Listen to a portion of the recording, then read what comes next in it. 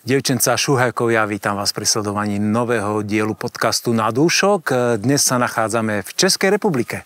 Dostali sme pozvánku, aby sme si pozreli novú kolekciu Národného salónu vín vo Valticiach. Preto sme tu, na Morave, priamo pri zámku, pri štátnom zámku vo Valticiach. A pozývame vás, aby ste si to pozreli spolu s nami. Poďte.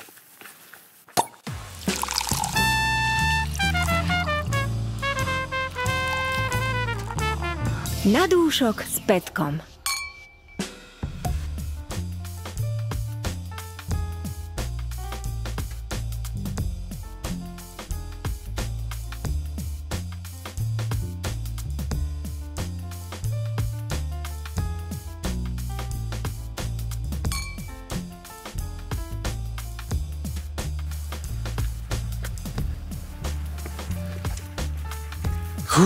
Zámecké schody vo Valticích máme za sebou a tu by nás mala čakať podľa dohody Dáša Fialová.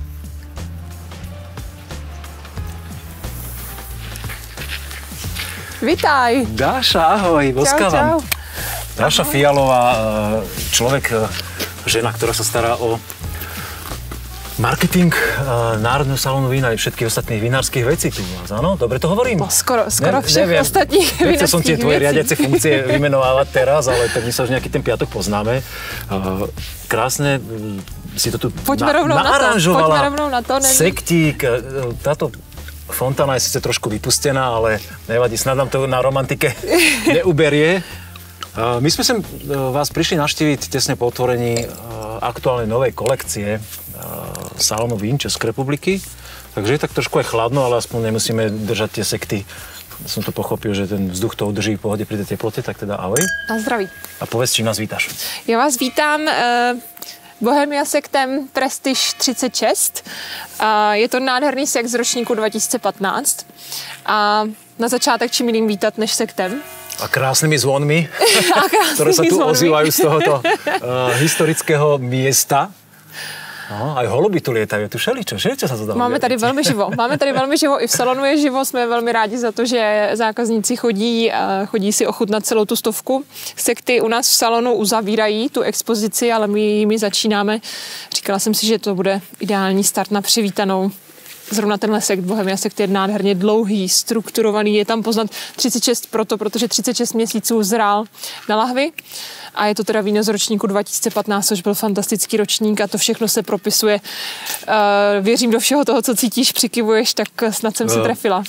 Ja som veľmi spokojný, krásna taká až herbálna vôňa, veľmi zaujímavá, aj ten biskvit tam je, aj tá nazretosť cítiť. Takéto sekty by som si chcel popíjať asi každý deň, ale samozrejme... Nádherně jemný perlení. Áno, a krásne perlenie. Nemáme úplne optimálne poháriky na to, ale toto sú asi degustačné poháriky, ktoré používate v salóne. Tak, to jsou pohárky, které si můžou klienti zapůjčit za zálohu.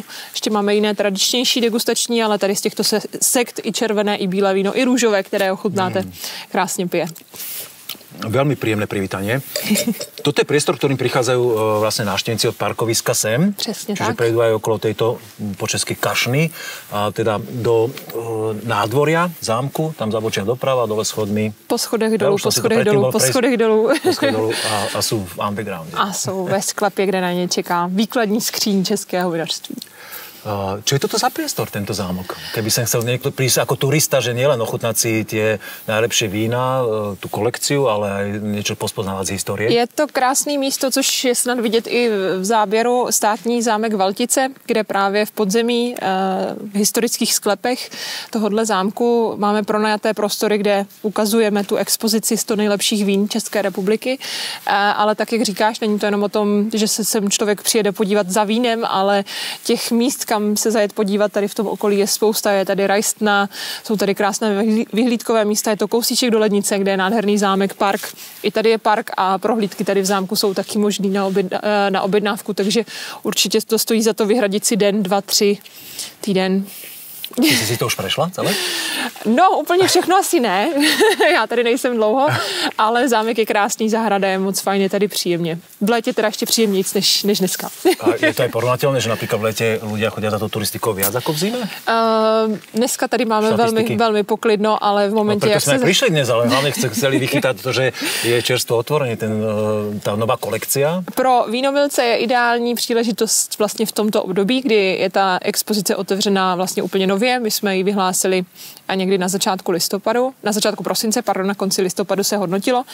A takže velmi čerstvě. Teďka je ta ideální doba, kdy jsou ta vína v kondici v takové, v jaké byla hodnocena. Takže pokud jdeme vyloženě za vínem, tak teď je ten prostor na to si v klidu ta vína opravdu vychutnat, odegustovat a hledat potom další cesty, kudy za dalšími vinaři dál. Chápem to správne, pravidelne vždy začiatkom roka a každý rok sa vlastne tá kolekcia... Vždycky na začátku února, v lednu malujeme, uklízíme a v únoru potom otvíráme tak, aby vlastně po celý rok až do konce, v podstatě do poloviny prosince je vždycky zase otevřeno s tou expozicí. Áno, viem, že je doba internetu, každý si to môže pozrieť tie informácie, ale máte otvorené každý deň? My máme otevřeno od úterý do soboty. A v sezóně potom jsou otevřené i neděle, takže někde od června do konce září jsou i neděle, když je takový ten největší provoz. A máš nejakú štatistiku, alebo sledujete si to, že koľko ľudí príde, že domácich versus, ja neviem, zo Slovenska, z Polska, okolitých krajín? Maďari, Rakúšania sú zvedaví napríklad? No, s Rakušany je to možná trošku horší, ale tak to asi máte možná podobně. U nás samozřejmě největší zastoupení mají Češi, potom Slováci a Poláci to mají tak jako vyrovnaně. Myslím si, že byste měli zabrat, aby vás Poláci nepředběhli, protože v Polsku jsme čím dál víc oblíbenější, minimálně teda ty vinařské oblasti a salon vín taky. No a potom třeba to byli velmi významně Korejci v době před covidem a postupně se to vrací, takže ta skladba je pestrá. A máš aj nejak ty od kolegov, čísla, ktorí sú... Nie, čísla, alebo chceš povedať čísla? Tak placených vstupů v loňském roce jsme měli přes 20 000, tak to je takové hezké číslo. To se dobře pamatuje. A to je celkom dosť ľudí. To musí... Koľko ľudí sa tak stará o takýto priestor, že vlastne denne to musí byť na prevádzke? 6, 7, 8? Denně na prevádzke, to je krásné, pardon, mně se strašně líbí slovenčina, tak jsem si to neodpustila. Niečo te naučíme ešte? Běžně je v tom provozu jsou 4 lidi, ale když víme, čekáme hodně lidí, tak potom posilujeme brigádníky na sezónu vlastně. A sledujete, alebo je to pre vás nejaký zaujímavý štatistický údaj, že ako sa rozlišujú chute napríklad jednotlivých národov? Alebo dá sa to porovnať? Tak myslím si, že je tam poznat trošičku ta vyspělost toho trhu, když to tak řeknu, takže Poláci v podstatě víceméně začínají nebo jsou na tom počátku, takže vyhledávají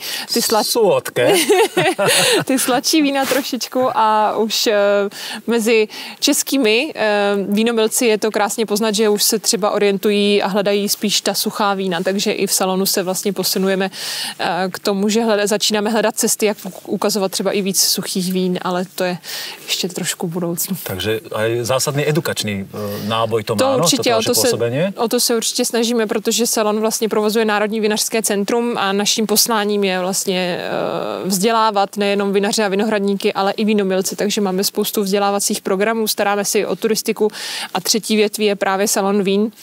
U každého toho vína najdete velkou tabuli, na které je spoustu údajů, které vás jenom můžou napadnout od výnosu na hektar přes samozřejmě takové ty čísla, cukry, kyseliny a spoustu dalších informací, takže ta vzdělávací složka je důležitá pro nás.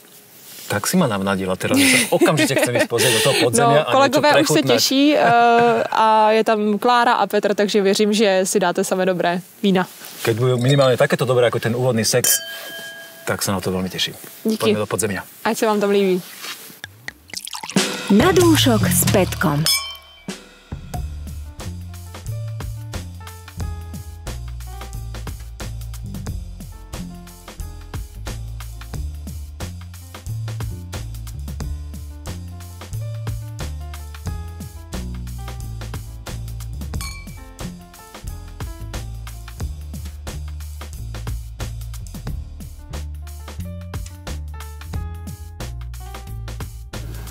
Petr, ahoj. Čau, Pičo. Ty si, my sme Menovci, to je dobré znamenie. Pekné meno. Ty si, pekné meno, najlepšie, najkrajšie. Ty si manažér salónu, manažér, je to isté. Aká je tvoja úloha tuto v tejto pivnici Starat se vlastně o chod salonu, aby tady bylo pořád dostatek vína a vlastně organizovat celou tu soutěž, národní soutěž vín, z které potom vznikne Salon vín České republiky. A starat se i o vlastně hodnotící systém Elvis, který provozujeme. To znie ako veľmi taký veľký balík. Dá sa to stíhať toto? Je to náročné, ale dá, určite. Ja som sa s tým vašim hodnotiacím systémom stretol na súťažiach a viem, že ho využíva veľa firiem v Českej republike a aj niektorí na Slovensku dokonca. Áno. Je to váš produkt? To ste vy vymysleli? Alebo ste to s nejakým softwarovou firmou dohodli a potom ponúkate ľuďom, ktorí organizujú súťaže? Ano, přesně tak, jak říkáš. Vymysleli jsme to vlastně v Národním vinařském centru a používají to všechny vlastně uznávané soutěže u nás, kterých je cirka 40 a potom i nějaké zahraniční. A je povinnosť tých, ktorí chcú mať napríklad nominačnú súťaž, to používať, alebo je to ich voľba? Dá sa to inak vyriešiť? Ne, snažíme se vlastně dotlačit k tomu, aby vlastně žádný jiný systém... Dotlačit? Ne, žádný jiný systém vlastně už se nepoužívá u nás. Aha. Vlastně než ten Elvis a funguje bezvadně, bezchybně a hlavně ulehčuje to práci těm degustátorům. Nemusí počítat vlastně na lístečky, ten systém počítá za ně a oni se můžou věnovat více vínu. Keď sme sa chystali, tak sme sa dozvedeli, že ty nám chceš predstaviť šampióna aktuálnej kolekcie Salonu vín Českej republiky a máme ho tu na stole, tak vám prosím ťa o ňom niečo povedz. Určite, první ti teda naliju. Je Ďakujem. To Riesling Vlašský 2021 z vinařství Mikrozvín z Mikulova. Na zdraví. A je to šampion Salonu vín, který vzešel celé té národní soutěže z celých těch 2600 vzorků, které soutěžili do té finálové stovky. Je to víno pozdní sběr vlastně v kategorii, bylo sbírané 30. října 2021 a pochází ze 3 tratí. Je to tratě Bergus, která je v Perné, která mu dává takové citrusové tóny a potom je to tratí Ořechová hora z Březí a Za Cihelnou z Mikulova, která mu dává takovou bylinnost. Ta ořechovka je z toho Březí specifická v tom, že tam brzo vlastně hrozně dostávají botritidu zase, ty vlašáky. To tam krásne z toho vína aj cítiť, takže ten prvý dotyk vône, napriek tomu, že sme v pivnici, ktorá je chladná, aj to vínko je zachladené, tak akože to má tak ohromujúcu vôňu toto víno. Takže je tam i ta krásná citrusovost, ale i ta bylinnost, ta botritida toho vlašáku a je to vlastně nejlepší víno z České republiky na tento rok. Naozaj nádherný kus, ja už som si ho ochutnal aj predtým a teraz znovu, keby som hovoril vašou rečou, smekám klobouk. Ty si spomínal 2600 vzoriek, dobre som počul. Áno. To je ohromné číslo. Koľko dní trvá, kým toto dokážete vôbec ohodnotiť a spracovať? Je to podle těch podoblastí. My vlastně hodnotíme 4 podoblasti na Moravě, Znojemskou, Mikulovskou, Slováckou, Velkopavlovickou a jednu potom vinařskou oblast Čechy děláme dohromady. A je to podle počtu vzorků. Pohybuje se to třeba od 400 v té Znojemské, kde je trošku méně vzorků, až po nějakých třeba 700 třeba v té Mikulovské podoblasti. A tam už se pak ta soutěž musí hodnotit třeba 2 až 3 dny. Koľko ľudí na to potrebujete? Jedna komise mívá v průměru kolem 40 vzorek a hodnotí to vlastně 5 lidí vždycky v té jedné komisi. Takže je to podle toho počtu vzorků děleno 5, děleno 40. Keď tá komisia trvá koľko? 3-4 hodinky, kým sa to zhodnotí? Áno, presne tak. To je veľmi veľa človekohodín. Ste to spočítali niekedy? To jsme počítali, ale je to velmi náročné vůbec jako potom se na ty degustátory, protože každý je zaměstnaný ve svém zaměstnání nebo vinařství, takže jsme vždycky rádi za každého degustátora, který přijde hodnotit a je kvalitní, chodí pravidelně vlastně hodnotit, takže děkujeme všem, co se účastní té národní soutěže. A máte na tých ľudí nejaké kritéria, že aby ste vedeli, že príde len tá špička, teda napriek tomu, že je to náročné časovo, ich dohodnúť, že predsa len máte asi vytipovaný nejaký okruh, alebo či idete viac po vinárstvách, alebo po somelieroch, snažíme alebo po vinotékách? V těch nominačních kolech snažíme se zvát hlavně vinaře nebo degustátory, kteří mají nějaký vztah té podoblasti, protože logicky ví, jaký profil vín vlastně se zde vyrábí a jak ho mají hodnotit to víno správně. A potom do toho finálového kola vybíráme vlastně degustátory z řad vinařů, chceme tam mít someliéry, chceme tam mít obchodníky vínem, chceme tam mít novináře píšící o víně, aby to bylo co nejširší to portfolio a nebyl ten pohled toho degustátora zúžený na ten svůj profil, protože jinak se trošku na to dívá obchodník, na to víno, trošku jinak se na to dívá vinař. Zaujímavá informácia, lebo ja som si myslel doteraz, tých súťaží mám tiež aj ja niekoľko za sebou, aj chodím hodnotiť víno, že vlastne človek by mal mať taký odosobnený pohľad na víno, že sa má podľa tej 100-bodovej tabulky OIV do toho vpratať a bez ohľadu na to, ak má osobné preferencie, či má rád taký štýl vína, taký štýl, že by mal hodnotiť kvalitu toho vína. Teraz sám si povedal, že to nie je úplne tak, že každý má to trošku iný pohľad. Stáva sa, že sa aj nezhodnú, alebo je to nejak tak vymyslené, že eliminované potom, že či sa to niekedy zbytočne pri nejakej vzorke, ktorá je svojím štýlom uletená, alebo vybočuje vysoko z nejakého priemeru, štandardu, že stáva, že sa napríklad veľmi nezhodnú tí ľudia, že je o tom taká debata potom. Říkáš to zcela správně, jak by to mělo být, že by se měl odprostit od všech svých preferencí, co se týče třeba vína ze dřeva nebo nějakých odrůd, ale jsou to pořád lidé a mají nějaké svoje preference, jsou to často osobnosti silné, můžou mít prostě averzi k nějakým třeba aromatickým odrůdám, nebo někdo může mít averzi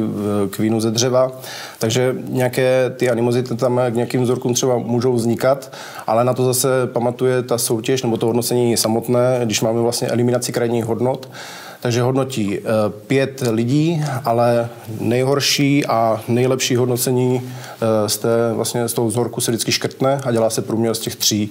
Aby tam třeba nenastalo to, i když si nějaký degustátor nebo vinař pozná svůj vzorek a dával by mu, řeknu teď třeba 95 bodů, tak aby to nějak nevyletělo úplně ten vzorek nahoru, ale aby to bylo vyvážené a byl oblíbený u celé té komise vyrovnaně.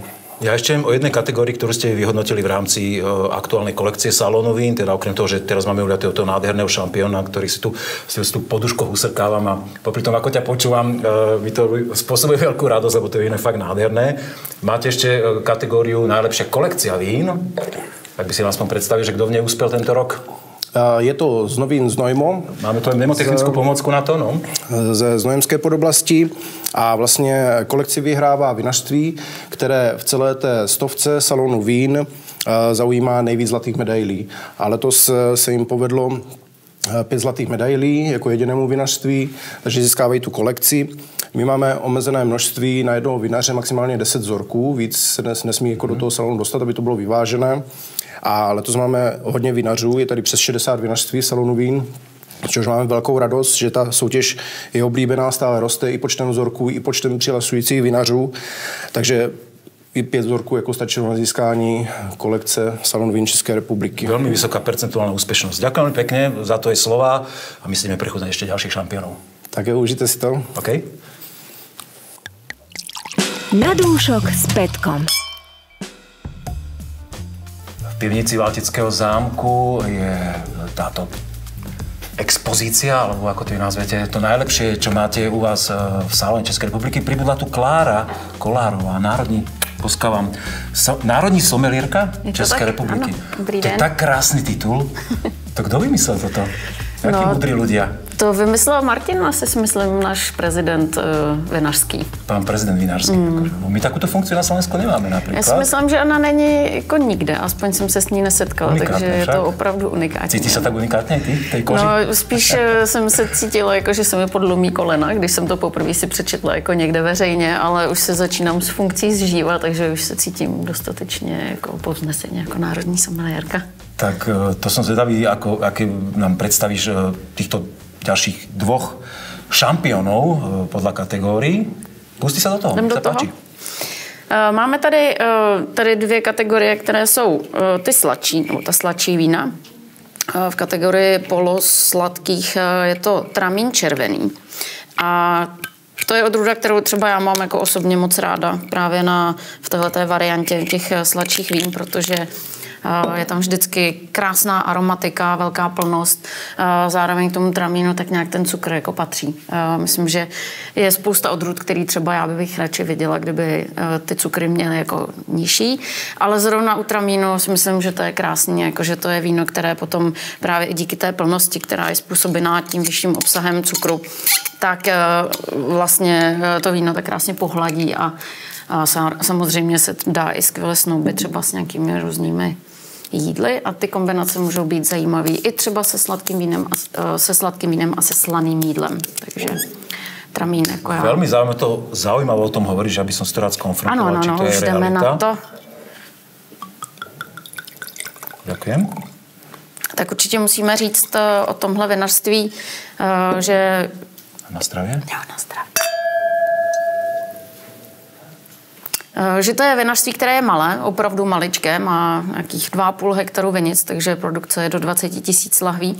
A je to tramín, který je z Pavlova. Pavlov je vlastně asi možná nejznámější obcí vinohradnickou, která je na úpatí Pálavských vrchů. No a dělá se tady spousta skvělých vín a je právě dobré vidět, že je tady vlastně prostor i pro novější vinaře, kteří třeba jako historicky nebyli tak slavní, nebo že tady prostě je tam mladší generace, která pracuje velmi dobře a vyrábí skvělá vína, což je ukázka i tady toho tramínu. Pre mňa ma prekvapilo takú veľmi až nazretú aromatiku na to, že je to 2021, že u niektorých tých tramínov, čo mám ja nachutnané, tak je taká až príliš explózia, že žiješ do takého mydlového tónu. A toto mi naozaj vonia, ako keby to víno bolo už uležané, proste také zdecentnené, viac do takých ovocných aromát a s tými květmi to tak pol na pol pomiešané. Jo, je to jako krásně květinový tóny jsou tam i v dochuti. Skvělá kořenitost, která je vlastně pro tramín právě ideální. No a já myslím, že tomuhle vínu určitě jako prospívá, nebo z něj dělá tak skvěle pitelné víno i v téhleté kategorii. To, že právě z Pálavských vrchů, kde ty hrozny si udržují perfektní kyselinu a ta právě je extrémně důležitá právě u těchto kategorií sladších vín. No, šťavnatý, excelentný dojazd, velmi dlouhý. Myslím, že ten dozvuk u toho vína je to, proč určitě tohle víno zvítězilo v té kategorii, protože my, když hodnotíme vína, tak vlastně možná takový ten primární dotek toho vína v ústech, na který čekají vlastně milovníci vína, je samozřejmě důležitý, ale pro to odborné hodnocení je mnohem důležitější to, co se pak děje vlastně v závěru té chuti. A ta dochuť tady u toho vína je podle mě úplně perfektní. Takže... A celkově dojem je velmi vysoký, ano. Až na šampiona. Krásná vzorka. Šampion by to možná být mohl, ale není to v kategorii suchých, takže to my máme takový pravidlo, že šampion musí být. Dobre, však myslel som šampiona kategórie, lebo ty kategorie, si, áno, tak pardon, slovičko som zabudol dodať, lebo ty si teraz práve predstavujeme. U nás je tramín mimoriadne populárne odroda aj vrátane novošľachtených. Predpokladám, že je to rovnako aj u vás v České republike, že ľudia milujú tieto aromatické odrody. Určitě ano, ale u nás hraje prim Pálava, jasné. která je naše jenom. Takže, ale musím říct, že je spousta vlastně novošlechtinců, kteří se vyskytují na vinicích, ale tady se to opravdu potkalo. Pálava je skvělá, dají se z ní dělat zajímavá vína. A to nejenom v té atraktivní polosuché, polosladké kategorii, ale vlastně Pálava je odrůda, která dává právě úplně fantastická suchá vína, která jsou právě díky té kořenitosti, která v těch vínech se uchovává i při těch nižších cukrech, tak jsou právě skvěle párovatelná při různých možnostech, nejenom s českou gastronomií, ale především vlastně s azijskou a s různými fusion kuchyněmi a tak. Trošku jsme odbočili, ale víno v další kategorii Riesling Vlašský, které uspělo s vysokým zvyškovým cukrom. Jaká je tuto ten limit, že tie vína sú od 45, dobre si pamätám? Je to od 45 gramov zvyškového cukru. A myslím si, že tohle je taková kategorie, která je jako specifická v tom, že ta vína mají úplně jiný charakter většinou, než ta vína, která jsou polosuchá, polosladká, kde si často hrajeme jakoby s ovocností, se svěžestí a s takovou tou příjemností v chuti. Ale tady u těch opravdu sladkých vín už je to o tom, že ty hrozny dozrály do nějaké výjimečné kvality. Došlo vlastně k zahuštění, většinou to je díky odpaření vody z hroznu. Takže ty vína jsou opravdu jako už hodně intenzivní a jsou to vína, která jsou spíš jako taková meditační, že opravdu není to tak, že bychom asi si jich vypili celou lahev někde u televize, ale vyžadují opravdu speciální příležitost.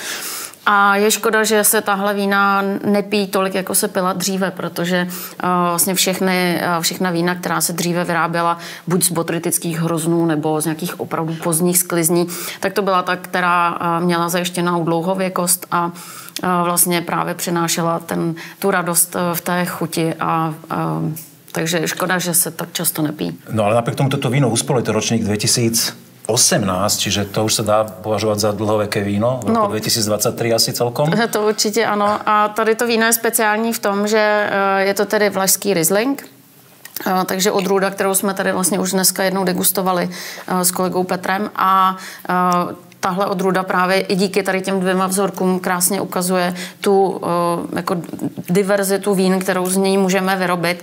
Tady nejenom ta sladká vína, teda ta suchá, vína, která jsou opravdu velmi příjemně pitelná a ukazují mineralitu a místo toho původu, tak i potom vlastně v těch kategoriích, kdy, jak jste si možná říkali s Petrem, vlastně ty hrozny jsou velmi dobře kompatibilní s ušlechtilou plísní šedou, Botrytis cinerea.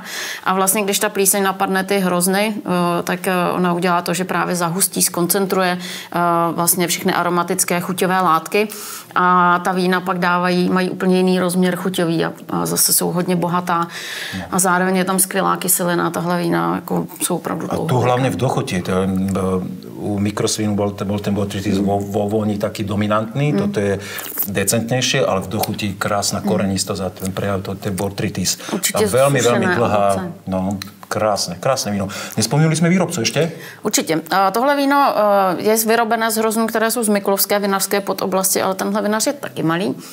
Vinu Moravikum, které sídlí v Bzenci a pracují s vlastními hrozny, které jsou z téhleté podoblasti, ale dostali se i tady k těm zajímavým hroznům z Mikulovska právě. A ukazuje se, že Věděli si s tím poradit. Věděli si s tím poradit, i když možná ten teroár neznají tak dobře jako Bzenecko. Perfektne. Krásne tie vzorky. Táto pivnica má ešte veľa metrov, tak by sme si možno mohli pozrieť ešte z druhej strany a ešte nejakí tí šampióni kategórií nám ostali. Dobre? Určite. Ideme na to? Jasne. Na dúšok s Petkom. Na poslednú scénu v našom podcaste sme sa presunuli do opačnej časti pivnice a Klára hneď nachystala ostatné 2 vzorky šampiónov kategórií aktuálnej kolekcie salónu vín Českej republiky, ktoré sme si ešte nepredstavili. No jeden nádych som to dal. Teraz je slovo tvoje, nech sa páči. Skvělé. Tak já jsem ráda, že tady máme 2 rozé, které jsou obě suché. A tohle je vítěz, tedy o maličko byl o prsa lepší než to druhé víno. A je to víno, které je ze slovácké vinařské podoblasti z Cabernetu Sauvignon. Ročník 2021. Vinařství Botur, které si myslím, že za poslední třeba 2 roky ukazuje, jak se dají udělat skvělá vína právě v této podoblasti. Červená hlavně a i rozé. Takže máme tady zase dalšího vinaře, který je relativně malý a myslím si, že to je na tom letošním salonu právě skvělé, že vlastně máme takovou diverzitu v těch vinařích, kteří se tady reprezentují. A to i ty regiony, které jsou vlastně zajímavé, protože Slovácko většinou takové zastoupení nemá. Áno. Zaujímavé, že hodnotitelia, ktorí ho sem poslali, o ktorých sme sa bavili aj ešte s Peťom Gondášom, tak že mali tú víziu a posunuli fakt od tie prsa to víno suché, lebo je to nezvyk naozaj. Podľa mňa aj rosé tohoto typu nejaký zvyškový cukor fakt, že svedčí a robí plnosť a toto sa nehrá na nič, proste presne také, aké má byť. Veľmi zaujímavá aromatika, že my jsme, na Cabernet je taky... Já jsem shodou okolností byla v komisi tady, která hodnotila rozé. A musím říct, že ty Cabernety Sauvignon mají takový jako jemný, takový jako vegetální dotyk, takový jako šťavnatý, kořenitý, který vlastně ta vína dělá jako hodně atraktivní právě v aromatice.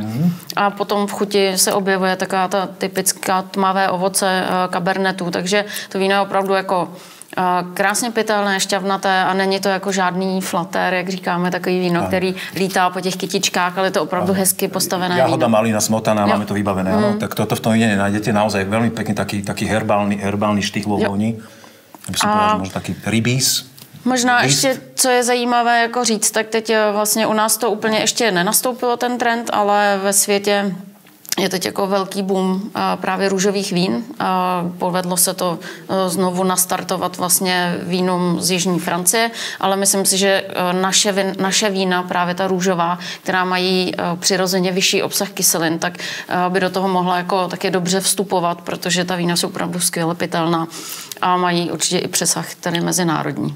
My sme sa bavili v jednom z podcastov s Elizabeth Gabé, ktorá napísala knihu o Rosé revolúcii, ale mám taký dojem, že práve Francúzi aj celý svet má tie chuťové bunky nastavené úplne inak, že oni ty kyselinky v tom ale absolútne nevyhľadávajú. Jakú ty máš skúsenosť? No, je to vlastně vychází to i z toho, že ta nejznámější růžová vína jsou právě z toho jihu Francie, kde kyseliny logicky nejsou tak výrazné jako u nás, ale i proto si myslím, že bychom se mohli jako svést na té vlně a ukázat možná trochu jiný styl. Tak to se to dá. Přesně tak. A je vidět, že opravdu jako ten trend světový je velmi výrazný v tom posunu k růžovým vínům. Třeba v Anglii na trhu vlastně se velmi ponížilo pití červeného vína a růžová vína už jsou na nějakých 30% konzumace, takže tam opravdu jako je prostor. Myslím si, že s tímhle vínem bychom určitě jako uhráli pár klientů. A myslíš si, že tieto svetové trendy sú univerzálne prenosné aj do našich končín stredoeurópskych? Všetky trendy sa sem prenesú? Alebo niektoré prídu a niektoré sa zastaví niekde v Nemecku? Některý se trošku pozastaví, ale já věřím tomu, že ty trendy sem určitě dojdou, protože i naši konzumenti už jsou jako velmi vzdělaní a ty trendy jako se mnohem rychleji odrážejí vlastně v tom konzumentském chování. No a tím krásně můžeme přejít k červenému vínu, protože... Finálna, posledná vzorka. Protože ten trend vlastně, který je i v těch červených vínech, tak je samozřejmě, jsou to vína, měla by to být vína, tedy samozřejmě suchá, ale ten obecný trend je spíše k podpoření ovocnosti, aromatiky, vlastně pitelnosti a celkově je nějaký odklon od používání hodně vypálených barikových sudů a rolandské modré, což je náš tedy vítěz té kategorie červených vín, tak to je odrůda, která zase je jako internacionálně velmi silná a po rolandském modrém je velký hlad, takže i tady vidím jako velkou možnost pro naše vína, tak aby se uplatňovala vlastně na zahraničních trzích. A je mimoriadne populárna aj v našich končinách, takže Pinot Noir naozaj vinári prostě považujú za, jak je Rieslingerský král bielých odrôd, tak Pinot Noir je prostě král červených odrôd. Je veľmi ťažké na pestovanie a ešte ťažšie na vinifikáciu a potom, aby dala takéto skvelé víno, ktoré dosiahne až na šampióna kategorie. Je to velká výzva určitě a možná ti, kteří alespoň maličko znají českou nebo moravskou vinařskou scénu, tak asi nebudou překvapení, že to víno je z vinařství Štěpána Maňáka, který umí opravdu skvěle jako pracovat právě s použitím dřevěných sudů tak, aby víno bylo v harmonii dokonalé. Takže máme tady druhého představitele ze slovácké vinařské podoblasti. Ročník 2019, tohle je víno, které opravdu má před sebou ještě i docela velkou cestu. Opravdu krásný vzorek. Dosť mohutný aj na Pinot Noir, ale neskutočne šťavnatá dochuť. Teraz ešte si tu mňaskám 10 sekúnd už a stále to tam je tam. Víno sympatické jako sám Štěpán Maňák. Myslím si, že jako je vidět, že ta odrůda není tam rozhodně potlačená, není tam nějaká přílišná extrakce, ale to víno je udělané tak, aby opravdu zaujalo širokou veřejnost. Je tam nádherná v dochuti, prostě zase plnost, taková jemná nasládlost, která je z vyzrálých hroznů, žádný zbytkový cukr samozřejmě, opravdu krásná dochuť. No. Musím povedať a zhodnotiť, že naozaj títo šampióni, čo sme si dnes mali možnosť u vás prechutnať, tak klobúk dolu, vybrali ste svedomito určite to najlepšie, čo tu máte a určite sa oplatí návšteva salónu vín tu vo Valticiach v krásnom podzemí a ešte krajšieho nadzemia Valtického zámku. A ja som teda veľmi spokojný. A tím se úplně nabízí taková výzva, kterou bych ti chtěla dát, a to je, že nemáme jenom Valtické podzemí a náš krásný salon vín, ale ano, je tady spousta i jiných míst, které můžou vlastně milovníci vína navštívit, takže bychom jim je rádi ukázali. A zoberieš nás so sebou? Vážne? No jasne. Wow, tak toto je výzva a pozvanka, ktorá sa určite nedá odmietnúť. Ešte raz veľmi pekne ďakujem, že sme si dnes mohli u vás prechutnať aj popozerať priestory Salónu vín Českej republiky. Verím, že sa to páčilo aj našim sledovačom a poslucháčom a budeme radi, ak nám dáte odber na YouTube kanál, budete nás sledovať na sociálnych sieťach a vidíme sa pri ďalšom podcaste. Ahoj. Sklen.